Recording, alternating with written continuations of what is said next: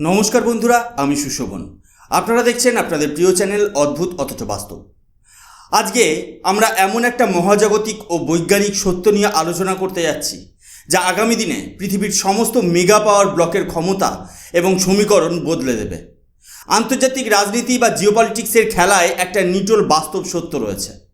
যে দেশের হাতে শক্তির ভবিষ্যৎ চাবিকাঠি থাকবে সেই দেশই একবিংশ শতাব্দীতে বিশ্বকে নেতৃত্ব দেবে। পেট্রোডলারের দিন শেষ হয়ে আসছে, আর ঠিক এই সন্ধিক্ষণে ভারতের মাটি থেকে এমন এক বৈজ্ঞানিক বিপ্লব আত্মপ্রকাশ করছে যা বিশ্বমঞ্চে ভারতের সার্বভৌমত্বকে এক অভূতপূর্ব উচ্চতায় নিয়ে গেছে। খবরটি হয়তো ঘটেছিল কিছুদিন আগে।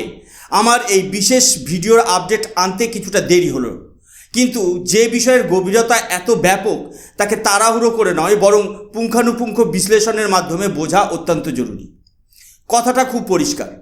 গ্লোবাল সুপার পাওয়ার হওয়ার দৌড়ে যে প্রযুক্তি এতদিন পর্যন্ত মার্কিন যুক্তরাষ্ট্র, চীন বা ইউরোপের মতো উন্নত অর্থনীতির একচেটিয়া দখলে ছিল, আজ ভারতের একটি ছোট দেশীয় ডিপটেক স্টার্টআপ সেই অসম্ভবকে সম্ভব করে দেখিয়েছে। কিন্তু এর ফলে বৈশ্বিক রাজনীতিতে কী পরিবর্তন আসতে চলেছে? মধ্যপ্রাচ্যের জ্বালানি তেল কিংবা ইউরোপের প্রাকৃতিক গ্যাসের ওপর পৃথিবীর যে নির্ভরতা, তা কি ভারতের এই প্রযুক্তির কারণে চিরতরে ভেঙে পড়বে? ভারতের মতো একটি বিকাশমান অর্থনৈতিক পরাশক্তি কি খুব শীঘ্রই বিশ্বের শক্তির বাজারে সার্বভৌম নিয়ন্ত্রক হয়ে উঠতে চলেছে? এই সমস্ত জটিল প্রশ্নের উত্তর আমরা আজকের পর্বে একদম সহজ ও সরল ভাষায় বিস্তারিতভাবে বিশ্লেষণ করব। তাই প্রথম থেকে শেষ পর্যন্ত প্রতিটি পয়েন্ট মনোযোগ দিয়ে বোঝার চেষ্টা করুন। বন্ধুরা, সরাসরি মূল খবরে আসা যাক। ভারত যেখানে এতদিন পর্যন্ত নিউক্লিয়ার ফিশন বা পারমাণবিক বিভাজন প্রযুক্তিতে দক্ষতা অর্জন করেছিল এবং সারা দেশে প্রায় 24টিরও বেশি ফিশন রিঅ্যাক্টর সফলভাবে পরিচালনা করে আসছিল, সেখানে এবার ভারত পা দিল কৃত্রিম সূর্য তৈরির এক নতুন যুগে, যাকে বলা হয় নিউক্লিয়ার ফিউশন। এতদিন পর্যন্ত এই ফিউশন প্রযুক্তির ওপর গবেষণা কেবলমাত্র বিশ্বের হাতে গোনা কয়েকটি ধনী দেশের সরকারি ল্যাবেই সীমাবদ্ধ ছিল। কিন্তু ভারতের বেঙ্গালুরু শহরের মাত্র 2 বছরের পুরনো এক দেশীয় ডিপটেক স্টার্টআপ, যার নাম প্রানোস ফিউশন এনার্জি, ভারতের মাটিতে ইতিহাস সৃষ্টি করেছে। তারা সম্পূর্ণ নিজেদের প্রযুক্তিতে তৈরি করেছে ভারতের প্রথম private spherical tokamak nuclear fusion reactor, যার নাম দেওয়া হয়েছে প্রজ্ঞান। দুঃখের বিষয় হলো, আমাদের দেশের তথাকথিত মেনস্ট্রিম মিডিয়া এই জাতীয় যুগান্তকারী বৈজ্ঞানিক এবং কৌশলগত অর্জনকে সেইভাবে কভারেজ দেয় না। অথচ এটি এমন এক আন্তর্জাতিক খবর যা বিশ্ব প্রতিরক্ষা এবং জ্বালানি খাতকে নাড়িয়ে দিয়েছে। আপনারা এখন স্ক্রিনে আমাদের প্রথম নিউজ আর্টিকেলটি দেখতে পাচ্ছেন। এই আর্টিকেলের হেডলাইনে ভালো করে খেয়াল করুন। এখানে স্পষ্টভাবে লেখা হয়েছে যে প্রানোস ফিউশন এনার্জি নামক এই ভারতীয় স্টার্টআপটি কীভাবে আন্তর্জাতিক স্তরে বড় বড় বিনিয়োগকারীদের দৃষ্টি আকর্ষণ করেছে এবং ভারতে প্রথম প্রাইভেট টোকম্যাক রিঅ্যাক্টর প্রজ্ঞাকে সফলভাবে অ্যাসেম্বল ও টেস্ট বেড হিসেবে প্রস্তুত করেছে। একটি 2 বছরের পুরনো স্টার্টআপ যা কোনো বিশালাকার সরকারি বাজেট ছাড়াই অত্যন্ত সামান্য দেবদূত বিনিয়োগকারী বা অ্যাঙ্গেল ইনভেস্টমেন্ট নিয়ে শুরু করেছিল, তারা এত জটিল ও উন্নত প্লাজমা ফিজিক্স চালিত প্রযুক্তি দাঁড় করিয়ে দিয়েছে। এটি প্রমাণ করে যে ভারতীয় মেধা ও প্রযুক্তিগত সক্ষমতা আজ বৈশ্বিক স্তরে কোনো দেশের চেয়ে কম নয়। বিষয়টা সাধারণ দর্শকদের কাছে আরও সহজ ও প্রাঞ্জল করার জন্য আমাদের প্রথমে বুঝতে হবে যে এই নিউক্লিয়ার ফিশন এবং নিউক্লিয়ার ফিউশন এর মধ্যে আসল ফারাকটা কোথায়। সহজ ভাষায় বলতে গেলে নিউক্লিয়ার ফিশন হলো এমন এক প্রক্রিয়া যেখানে ইউরেনিয়ামের মতো একটি ভারী পরমাণু বা অ্যাটমকে আঘাত করে দুটো ছোট পরমাণুতে ভেঙে ফেলা হয়। এই ভাঙনের ফলে প্রচুর পরিমাণে তাপশক্তি তৈরি হয়, যা দিয়ে আমরা আজ বিদ্যুৎ উৎপন্ন করি। ভারতের 24টি পারমাণবিক বিদ্যুৎ কেন্দ্র বর্তমানে এই ফিশন নীতির উপর ভিত্তি করেই কাজ করছে। কিন্তু এর কিছু বড় সীমাবদ্ধতা রয়েছে। এক, এর জন্য ইউরেনিয়াম বা প্লুটোনিয়ামের মতো অত্যন্ত বিরল এবং ব্যয়বহুল কাঁচামালের প্রয়োজন হয়, যা ভারতকে বারবার বিদেশ থেকে আমদানি করতে হয়। 2, এর থেকে ক্ষতিকারক রেডিও অ্যাক্টিভ ওয়েস্ট বা পারমাণবিক বজ্র তৈরি হয়, যা সংরক্ষণ করা অত্যন্ত ঝুঁকিপূর্ণ। অন্যদিকে নিউক্লিয়ার ফিউশন হলো এর ঠিক উল্টো প্রক্রিয়া। এটি মূলত সেই প্রাকৃতিক বিক্রিয়া যা প্রতিদিন আমাদের সূর্যের ভেতরে কোটি কোটি বছর ধরে অনবরত ঘটে চলেছে, যেখানে দুটো অতি ক্ষুদ্র এবং হালকা পরমাণু, প্রধানত ডিউটেরিয়াম এবং ট্রাইটিয়াম, পরস্পরের সাথে মারাত্মক চাপে ও তাপে যুক্ত হয়ে এক নতুন পরমাণু গঠন করে। আর এই সংযোজনের ফলে যে পরিমাণ শক্তি নির্গত হয় তা ফিশন বিক্রিয়ার তুলনায় বহুগুণ বেশি। ফিউশন প্রযুক্তির সবচেয়ে বড় বৈপ্লবিক সুবিধাগুলি হলো, প্রথমত এর প্রধান জ্বালানি ডিউটেরিয়াম সাধারণ সমুদ্রের জল থেকে অতি সহজে পাওয়া যায়। সামান্য 1 গ্লাস জল থেকে প্রাপ্ত ফিউশন শক্তি শত শত টন কয়লার শক্তির সমান। দ্বিতীয়ত, ফিশন রিঅ্যাক্টরের মতো এতে কোনো মারাত্মক দুর্ঘটনা বা চেন রিঅ্যাকশনের বিস্ফোরণের ঝুঁকি থাকে না। কোনো সমস্যা হলে প্রক্রিয়াটি আপনা আপনি বন্ধ হয়ে যায়। এবং তৃতীয়ত, এই প্রক্রিয়ায় কোনো বিষাক্ত দীর্ঘস্থায়ী পারমাণবিক বজ্র উৎপন্ন হয় না। এর একমাত্র বাই প্রোডাক্ট হলো নিরুপদ্রব হিলিয়াম গ্যাস। কাজেই যে দেশ নিউক্লিয়ার ফিউশন শক্তিকে বাণিজ্যিকভাবে ব্যবহার করতে পারবে সেই দেশ অসীম ও সম্পূর্ণ দূষণমুক্ত শক্তির মালিক হয়ে উঠবে। এখন প্রশ্ন উঠতে পারে, বেঙ্গালুরুর এই প্রাইভেট কোম্পানি প্রাণোস ফিউশন এনার্জি ঠিক কী কাজ করেছে? তারা যে যন্ত্রটি তৈরি করেছে বৈজ্ঞানিক ভাষায় তাকে বলা হয় টোকম্যাক। টোকম্যাক রিঅ্যাক্টর হলো একটি বিশেষ ধরনের ডোনাট আকৃতির ধাতব প্রকোষ্ঠ, যার ভেতরে শক্তিকে ধরে রাখার জন্য ব্যবহার করা হয় শক্তিশালী সুপার কোঅর্ডিনেটিং ম্যাগনেটস। কারণ ফিউশন ঘটানোর জন্য গ্যাসকে প্রায় কোটি কোটি ডিগ্রি সেলসিয়াস উত্তপ্ত করে প্লাজমা অবস্থায় নিয়ে যেতে হয়। এত গরমে পৃথিবীর যে কোনো কঠিন বস্তু গলে জল হয়ে যাবে। তাই সেই প্লাজমাকে কোনো দেয়াল স্পর্শ না করতে দিয়ে অদৃশ্য চুম্বকীয় ক্ষেত্র বা ম্যাগনেটিক কনফাইনমেন্টের মাধ্যমে শূন্যে ঝুলিয়ে রাখা হয়। বিশ্বজুড়ে ফ্রান্সের ITER প্রজেক্টের মতো সুবিশাল ফিউশন রিঅ্যাক্টর বানানো হচ্ছে, যার ব্যাসার্ধ বা রেডিয়াস বিশাল এবং খরচ বিলিয়ন বিলিয়ন ডলার।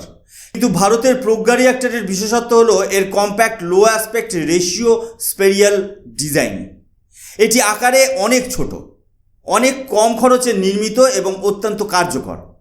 এবার আপনারা স্ক্রিনে দ্বিতীয় নিউজ আর্টিকেলটি দেখতে পাচ্ছেন, যা এই বিষয়টির কৌশলগত গুরুত্ব ব্যাখ্যা করে।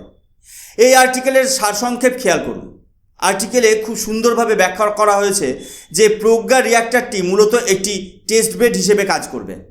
এর মানে হলো এটি কেবল বিদ্যুৎ তৈরির জন্য নয়, বরং ভবিষ্যতে বড় বড় ফিউশন রিঅ্যাক্টরের তৈরির জন্য যে সমস্ত জটিল কাস্টমাইজড পার্টস লাগে, যেমন প্লাজমা নিয়ন্ত্রণ করার জন্য জেঙ্গা সফটওয়্যার এবং শক্তিশালী মাগা সুপার কন্ডাক্টিং ম্যাগনেট, সেই সব প্রযুক্তির পরীক্ষা নিরীক্ষা ও প্রশিক্ষণ ভারতের মাটিতেই এই রিঅ্যাক্টরের মাধ্যমে সম্পন্ন হবে।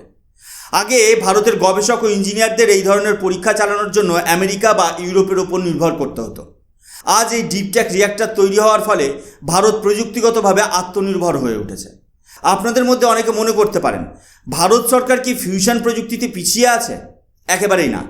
আমাদের সরকারি ক্ষেত্র, বিশেষ করে ডিপার্টমেন্ট অফ অ্যাটমিক এনার্জি এবং গুজরাটের গান্ধীনগরে অবস্থিত ইনস্টিটিউট অফ প্লাজমা রিসার্চ দীর্ঘদিন ধরে এই বিষয়ে অসাধারণ কাজ করে চলেছে। ভারতে ইতিমধ্যেই 3টি সরকারি টোকম্যাক রিঅ্যাক্টর রয়েছে, আদিত্য-1, আদিত্য-U এবং সবচেয়ে শক্তিশালী SST-1। এবার আপনারা স্ক্রিনে তৃতীয় অত্যন্ত গুরুত্বপূর্ণ নিউজ আর্টিকেলটি দেখুন, যা আমাদের সরকারি বিজ্ঞানীদের সাফল্য প্রকাশ করে। বন্ধুরা, এই আর্টিকেলে যে ডেটা প্রকাশ পেয়েছে তা শুনলে যে কোনো ভারতবাসীর বুক গর্বে ভরে উঠবে। ভারতের গান্ধীনগরের SST-1 টোকম্যাক রিঅ্যাক্টর প্লাজমার তাপমাত্রা বাড়িয়ে প্রায় 200 মিলিয়ন ডিগ্রি সেলসিয়াস বা 200 কোটি ডিগ্রি সেলসিয়াস স্পর্শ করতে সক্ষম হয়েছে। এটি সূর্যের কেন্দ্রভাগের তাপমাত্রার চেয়ে প্রায় 13 থেকে 15 গুণ বেশি উত্তপ্ত। আন্তর্জাতিক প্রতিযোগিতার কথা ভেবে দেখুন। চীনের বিশ্বখ্যাত ফিউশন রিঅ্যাক্টর EAST বা ইস্ট, দক্ষিণ কোরিয়ার KSTR যা 100 মিলিয়ন ডিগ্রি অর্জন করেছিল, যুক্তরাজ্যের জেট 150 মিলিয়ন ডিগ্রি, আমেরিকার সর্বাধুনিক ফিউশন প্রজেক্টসমূহ। ভারতের SST-1 যে তাপমাত্রা অর্জন করেছে তা বিশ্বের অনেক নামিদামি রিঅ্যাক্টরকেও টেক্কা দিয়েছে। অর্থাৎ একদিকে আমাদের IPR-এর মতো বিশ্বমানের সরকারি গবেষণা প্রতিষ্ঠান, অন্যদিকে প্রাণোস ফিউশনের মতো ক্ষুরোধার প্রাইভেট স্টার্টআপ। এই দুয়ের জোড়া ফলায় ভারত আজ ক্লিন এনার্জি ও প্লাজমা ফিজিক্সে বিশ্বমঞ্চে চালকের আসনে বসে পড়েছে। এবার আসা যাক এই সমস্ত অর্জনের পেছনে থাকা মূল জিওপলিটিক্স বা ভূরাজনৈতিক সমীকরণে। আজকের বিশ্বশক্তির প্রধান উৎস হল জীবাশ্ম জ্বালানি বা ফসিল ফুয়েলস। চীন, রাশিয়া এবং মধ্যপ্রাচ্যের দেশগুলো জ্বালানি তেল এবং বিরল খনিজ দিয়ে সারা বিশ্বের ওপর নিজেদের অর্থনৈতিক প্রভাব বজায় রেখে চলেছে। পশ্চিমী বিশ্ব আজ নতুন করে জোট তৈরি করছে, যাকে বলা হচ্ছে প্যাক সিলিকা অ্যালায়েন্স বা টেকনোলজি অ্যালায়েন্স। ভারত যদি কেবল বিদেশি প্রযুক্তির ওপর ভরসা করে বসে থাকতো তবে বিশ্ব রাজনীতিতে ভারতকে সবসময় অন্য পরাশক্তিগুলোর ওপর নির্ভর করে চলতে হতো। কিন্তু যখন ভারত নিজের মাটিতে nuclear fusion, super conducting magnets এবং উন্নত টোকম্যাক তৈরি করতে শুরু করেছে, তখন এই সমীকরণ সম্পূর্ণ বদলে গেছে। ভারত বর্তমানে তার প্রয়োজনের প্রায় 85% অপরিশোধিত তেল বিদেশ থেকে চড়া দামে আমদানি করে। যদি আগামী 20 থেকে 30 বছরের মধ্যে ভারত ফিউশন পাওয়ারকে গ্রিডের সাথে যুক্ত করতে পারে, তবে ভারতের বিলিয়ন বিলিয়ন ডলারের তেল আমদানির খরচ বেঁচে যাবে। সেই অর্থ দেশের অবকাঠামো ও সামরিক আধুনিকীকরণে ব্যবহৃত হবে। বৈশ্বিক জলবায়ু পরিবর্তনের ধাক্কায় যখন বিশ্বজুড়ে কার্বন নির্গমন কমানোর চাপ আসছে, তখন ভারত কোনো পশ্চিমী দেশের শর্ত না মেনে সম্পূর্ণ নিজস্ব ক্লিন এনার্জি সোর্স দিয়ে নিজের শিল্পখাত পরিচালনা করতে পারবে। ফিউশন গবেষণায় যে হাই ফিল্ড ম্যাগনেটস এবং প্লাজমা ফিজিক্স ব্যবহার করা হয় তা কেবল বিদ্যুৎ উৎপাদন নয়, ভবিষ্যতের directed energy weapon, laser defence system এবং অ্যাডভান্সড মেরিন প্রপালশনেও ভারতের সামরিক শক্তিকে অপরাজেয় করে তুলবে। পরিশেষে বলবো, বেঙ্গালুরুর প্রাণস ফিউশন এনার্জির তৈরি প্রজ্ঞা রিঅ্যাক্টরটি আকারে হয়তো ছোট হতে পারে, কিন্তু বৈশ্বিক জিওপলিটিক্স এবং ভারতের শক্তির স্বাবলম্বিতার মানচিত্রে এর গুরুত্ব অপরিসীম। এটি শুধুই একটা স্টিল আর মেটালের তৈরি ডোনাটাকৃতির রিঅ্যাক্টর নয়, এটি হলো 2047 সালের উন্নত ও আত্মনির্ভর ভারতের এক উজ্জ্বল প্রতীক। এটি প্রমাণ করে যে ভারতীয় তরুণ প্রজন্ম এবং গবেষকরা আজ মহাকাশ গবেষণা থেকে শুরু করে আণবিক ফিউশনের মতো কঠিন প্রযুক্তিতেও নিজেদের শ্রেষ্ঠত্ব বিশ্ব দরবারে তুলে ধরতে সক্ষম। আপনারা আজকের এই পুরো প্রযুক্তিগত ও কৌশলগত অগ্রগতি সম্পর্কে কী ভাবছেন? ভারত কি আগামী দিনে বিশ্বকে অসীম ও দূষণমুক্ত জ্বালানি সরবরাহের নেতৃত্বে দিতে পারবে?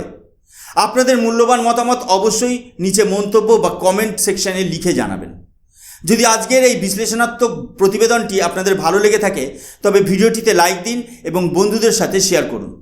আর আপনি যদি আমাদের চ্যানেলে আজকে প্রথম হয়ে থাকেন তবে অবশ্যই আমাদের চ্যানেলটি সাবস্ক্রাইব করবেন। আমি সুশোভন আজকের মতো এখানেই বিদায় নিচ্ছি। দেখা হবে পরবর্তী একটি নতুন ভিডিওতে। ততক্ষণ পর্যন্ত ভালো থাকবেন, সুস্থ থাকবেন। জয় হিন্দ, বন্দে মাতরম, ভারত মাতা কি জয়।